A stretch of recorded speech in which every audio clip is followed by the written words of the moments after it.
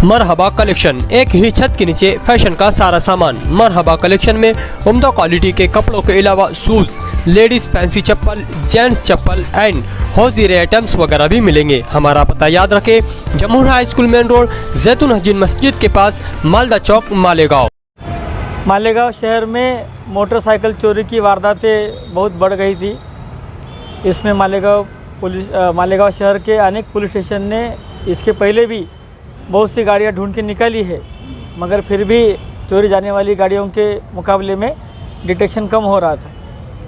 इस बात का सीरियसनेस देखते हुए नासिक जिला ग्रामीण के एसपी विक्रम देशमानी सर, इन्होंने पुलिस स्टेशन और एलसीबी इनको ऐसे आदेश दे के रखे थे कि चोरी की गाड़ियों के सिलसिले में कोई गैंग हो सकती है और उसके लिए थोड़ा सा टेक्निकल एनालिसिस करके आरोपियों को ढूंढा जाए।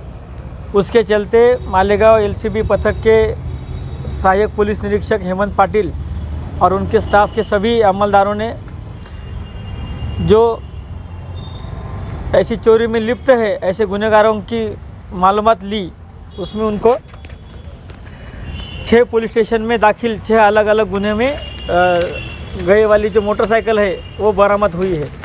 उसमें जो भी आरोपी निष्पन्न हुए हैं उसमें एक कुल मिला के 7 आरोपियों को ताबे में ले लिया गया है और एक आरोपी फरार है। इसमें देखी जाने वाली बात यह है कि जो 13 मोटरसाइकिल पूरी हमको इसमें बरामद हुई है, उसमें से 6 मोटरसाइकिल के गुने पहले से पुलिस स्टेशन में दाखिल है। और पुलिस स्टेशन के नाम मैं आपको बोलता हूँ: मालेगांव शहर, सटाना, चांदवड़, येवला, जलगांव, नासिक शहर। ये सब पुलिस स्टेशन में दाखिल गुने के मोटरसाइकिल तो इसमें है ही, और जो बाकी के 7 मोटरसाइकिल बच रहे हैं उनका भी ब्यौरा हम अभी लोगों से साझा करने वाले हैं। जिनकी गाड़ियाँ, वो गाड़ी का जो कंपनी है, गाड़ी का मेक है, गाड़ी का चेसिस नंबर है, वो देख के जिसके पास भी कागजी पुरावे होंगे उसको देखते हुए उनकी गाड़ी भी उनको वापस दी जाने वाली है।